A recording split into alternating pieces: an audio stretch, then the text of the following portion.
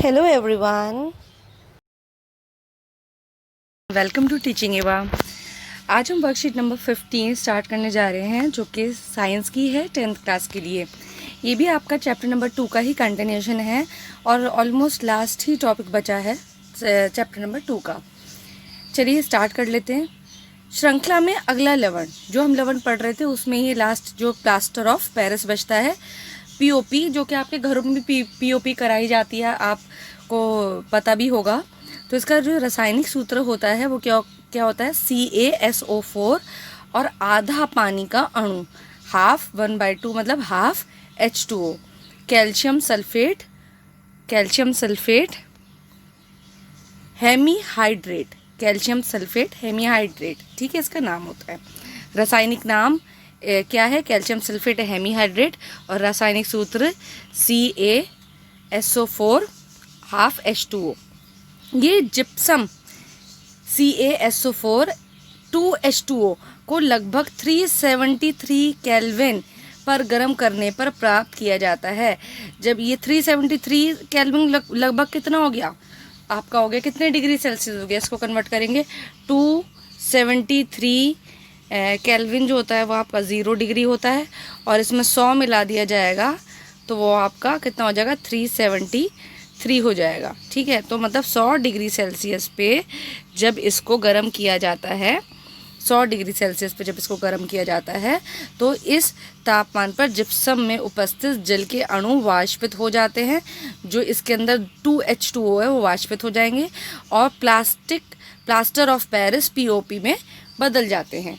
तो और किस में बदल जाते हैं, POP में बदल जाते हैं, प्लास्टर ऑफ पेरिस में बदल जाते हैं। अच्छा, प्लास्टर ऑफ पेरिस के गुणधर्म देख लेते हैं क्या होते हैं। प्लास्टर ऑफ पेरिस एक सफ़ेद चूरन है। कैसा है, सफ़ेद चूरन है, ये आपने देखा भी है जो प्लास्टर ऑफ पेरिस घर में की जाती है। जल मिलाने पर ये पूर्ण ठोस जिप्सम बन जाता है। जब इसमें दोबारा से जल मिलाया जाता है तो ये क्या बन जाता है, जिप्सम बन जाता है, और ये एक ऊष्माक्षेपी अभिक्रिया है। ऊष्माक्षेपी अभिक्रिया हम पहले भी पढ़ चुके हैं, जिसमें से ऊष्मा निकलती है, हीट बाहर आती है, तो गर्मी बाहर आएगी, उसको ऊष्माक्षेपी अभिक्रिया कहते हैं। तो प्लास्टर ऑफ पेरिस में जब हम वही जितना जल निकला था, हाफ मतलब कि 1.5, जब अणु जल का क्या होगा, ऐड हो जाएगा, तो वो क्या बना देगा, जिप्सम बना देगा। ये भी क्वेश्चन पूछ लिया जाता है कि आप जिप्सम और प्लास्टर ऑफ पेरिस में अंतर स्पष्ट कीजिए और इनमें कितने अणु जल के होते हैं ये भी बताइए। अच्छा, प्लास्टर ऑफ पेरिस के उपयोग देख लें। प्लास्टर ऑफ पेरिस के उपयोग क्या है, टूटी हुई हड्डियों की सुरक्षा के लिए प्लास्टर के रूप में POP का इस्तेमाल किया जाता है। जब हड्डी टूट जाती है तो उसको जगह पे बिठाने के लिए भी प्लास्टर ऑफ पेरिस का इस्तेमाल किया जाता है, और उसको क्या किया जाता है, प्लास्टर करवाया जाता है, जिससे वो हड्डी क्या हो, एक जगह पे टिकी रहे, ठीक है, अपनी जगह बना ले। इसका उपयोग सुंदर और डिज़ाइनर छतें और कमरों के इंटीरियर बनाने में भी किया जाता है। ये तो आप जानते ही हैं, इंटीरियर बनाने में भी, छतों के डिज़ाइन बनाने में, कमरे को सुंदर बनाने में POP का, प्लास्टर ऑफ पेरिस का उपयोग होता है। फिर खिलौने, अन्य सजावटी सामग्री बनाने में भी इसको उपयोग में लाया जाता है। मिट्टी के सांचे बनाने में भी इसका इस्तेमाल किया जाता है। मिट्टी के जो सांचे होते हैं उसमें भी, उसको बनाने में भी इसका इस्तेमाल किया जाता है। अब दूसरी तरफ ये देख लेते हैं, क्या लवण के क्रिस्टल वास्तव में शुष्क हैं। जो हम लवण के में जो ये क्रिस्टल बनते हैं, जिसके अंदर पानी के जल के अणु होते हैं, तो ये वास्तव में क्या शुष्क होते हैं। चलिए ज़रा पढ़ लेते हैं। लवण के क्रिस्टल शुष्क प्रतीत होते हैं। मतलब जैसे कि अगर मैं कॉपर सल्फेट ले लूँ, आपने कॉपर सल्फेट देखा भी होगा, वो नीले रंग का होता है, तो अगर हम उसको वैसे देखते हैं तो ऐसा लगता नहीं है कि वो क्या कहते हैं, उसके अंदर पानी मिला हुआ है, या फिर क्या कहते हैं उसके अंदर एक्चुअल में पानी के अणु हैं। तो लवण के क्रिस्टल शुष्क प्रतीत होते हैं, वो दिखते तो ऐसे जैसे कि वो शुष्क हैं, उनमें कोई पानी नहीं है, लेकिन बहुत से लवण ऐसे होते हैं जिनमें जल के अणु उपस्थित होते हैं। कुछ लवण कैसे होते हैं, जिनके अंदर जल के अणु उपस्थित होते हैं। लवण के एक सूत्र इकाई में जल के निश्चित अणुओं की संख्या क्रिस्टलन का जल कहलाते हैं। कि जैसे कि हमने उसमें भी पढ़ा था कि धोने के सोडे में भी जो 10 अणु होते हैं वो जल के उपस्थित होते हैं। इसी तरह से जो यहाँ पर आप देखिए कॉपर सल्फेट में भी 5 अणु जो होते हैं जल के उपस्थित होते हैं। तो एक लवण के एक सूत्र इकाई में, एक ही सूत्र इकाई में जल के निश्चित अणुओं की संख्या को क्रिस्टलन का जल कहते हैं। लवण इनमें जल के अणु उपस्थित होते हैं, लवण जिनमें जल के अणु उपस्थित होते हैं आर्द्र लवण कहलाते हैं। क्या कहते हैं उनको? आर्द्र लवण कहलाते हैं। जैसे कॉपर सल्फेट। अब कॉपर सल्फेट के बारे में ज़रा हम पढ़ लेते हैं, इंपॉर्टेंट है कॉपर सल्फेट का, बोर्ड में पूछ भी लिया जाता है। इसके ऊपर आपसे ये भी पूछा जाता है कि नाम दे दिए जाते हैं लवणों के और उसमें पूछा जाता है कितने इसके अंदर क्रिस्टलन जल के कितने अणु मौजूद होंगे, उपस्थित होंगे, ये पूछा जाते हैं क्वेश्चन। कॉपर सल्फेट के क्रिस्टल नीले रंग के दिखते हैं क्योंकि इनमें जल के 5 अणु उपस्थित होते हैं, जिसके कारण कॉपर सल्फेट का रासायनिक सूत्र CuSO4 और 5 H2O 5 अणु जल के उपस्थित होंगे। जब कॉपर सल्फेट के क्रिस्टल गर्म किए जाते हैं, जब इसको गर्म किया जाता है तो ये जल के अणुओं का त्याग करता है, तो इसके अंदर से जल के अणु निकल जाते हैं और इसका रंग क्या हो जाता है? सफ़ेद हो जाता है। ये इक्वेशन भी आप अच्छी तरह से देख लीजिएगा कि इसके अंदर क्या होता है कि जब ये जल के अणु इसमें से क्या होते हैं? वाष्पित हो जाते हैं, ऊष्मा दी जाती है, तो सिर्फ अगर CuSO4 बचेगा तो खाली अगर CuSO4 दे रखा है तो ये किस रंग का बनता है? ये सफ़ेद रंग का होता है। और जो जल के जब इसके अंदर अणु मौजूद होते हैं तो इसका रंग कैसा होता है? नीला रंग होता है।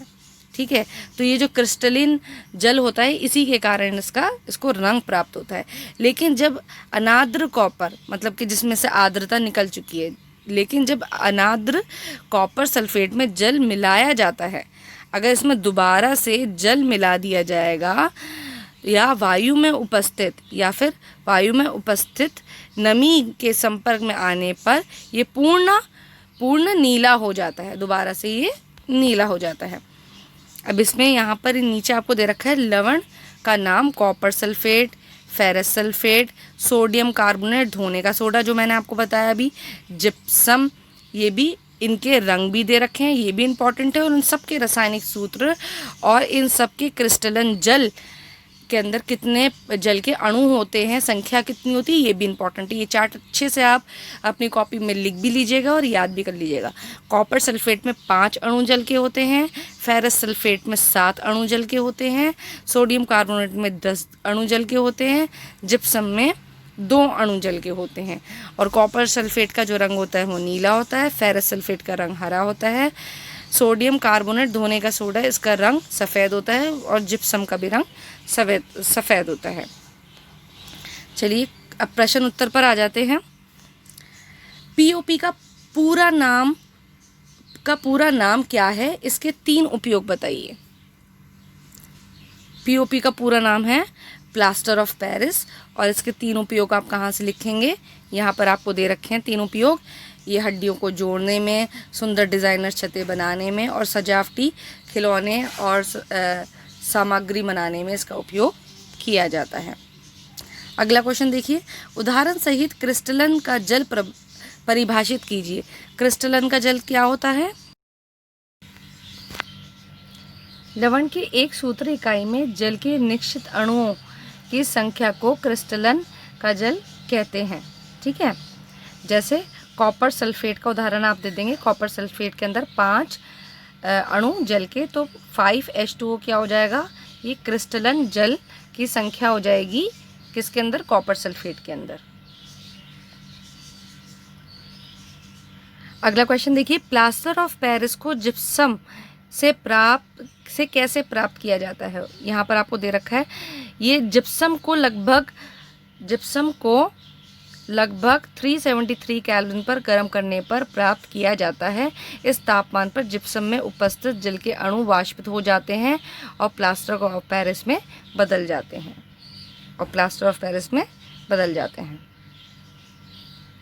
तो इस तरह से हम क्या कर सकते हैं? हम प्लास्टर ऑफ पेरिस को प्राप्त कर सकते हैं। अगला क्वेश्चन देखें, क्या होता है जब क्रिस्टलन कॉपर सल्फेट को गर्म किया जाता है। हमने पढ़ा था जो क्रिस्टलन कॉपर सल्फेट के अंदर 5 जल के अणु होते हैं वो वाष्पित हो जाते हैं। इस प्रकार बनने वाले पदार्थ का रंग कैसा हो जाता है? रंग उसका कैसा हो जाता है? रंग उसका कैसा हो जाता है? सफ़ेद हो जाता है। जैसे कि यहाँ पर आपको दे रखा था, कॉपर सल्फेट के क्रिस्टल नीले रंग के दिखाई देते हैं क्योंकि इसमें जल के 5 अणु उपस्थित होते हैं, जिसके कारण कॉपर सल्फेट का रासायनिक सूत्र ये है। जब कॉपर सल्फेट के क्रिस्टल को गर्म किया जाता है तो ये जल को त्याग करता है और इसका रंग सफ़ेद हो जाता है। ये वाली इक्वेशन भी आप देंगे इस वाले आंसर के अंदर। तो यहाँ पर आपसे बेसिकली पूछा क्या था, क्या होता है जब क्रिस्टलन कॉपर सल्फेट को गर्म किया जाता है। तो उसको गर्म करेंगे तो क्रिस्टलन कॉपर सल्फेट का जो रंग होता है वो नीले से सफ़ेद हो जाता है। इस प्रकार बनने वाले पदार्थ का रंग क्या होगा? इस प्रकार बनने वाले पदार्थ का रंग सफ़ेद होगा। ये आपको पूरा यहाँ पर ही लिखना है। जब कॉपर सल्फेट के क्रिस्टल को गर्म करते हैं तो ये अणु को त्याग करता है और रंग इसका सफ़ेद हो जाता है। ये वाले समीकरण भी आप इसमें लिखेंगे। अगला क्वेश्चन देखिए, किन्हीं 3 आर्द्र लवणों के नाम और सूत्र लिखिए। यहाँ पे 3 आर्द्र लवणों के नाम आपको दिखा रखे हैं, copper sulphate, ferrous sulphate, sodium carbonate. तो इनमें किन्हीं 3 के आप यहाँ पे आर्द्र लवणों के नाम हैं और इसका रंग भी लिखना। आप इसमें इसके सूत्र भी लिखने हैं, सूत्र भी लिखना। होपफुली आपको ये वीडियो समझ में आई होगी। इसमें कोई भी प्रॉब्लम होती है तो आप मुझसे कमेंट बॉक्स में पूछ सकते हैं। इसको अच्छे से रिवाइज़ कीजिएगा और इसके जितने भी ये सूत्र हैं वो सब याद करने हैं आपको। जितने भी समीकरण दे रखे हैं वो सब आपको याद करने हैं अच्छे से। किसी का भी अंतर, किसी का भी सूत्र, रासायनिक नाम पूछा जा सकता है। इसके अच्छे से प्रैक्टिस करिए और मैं कुछ दिन बाद आपको इसके एक्स्ट्रा क्वेश्चंस भी बताऊंगी जो कि आपके लिए बहुत हेल्पफुल होंगे। Hope you enjoyed the video. Thanks for watching.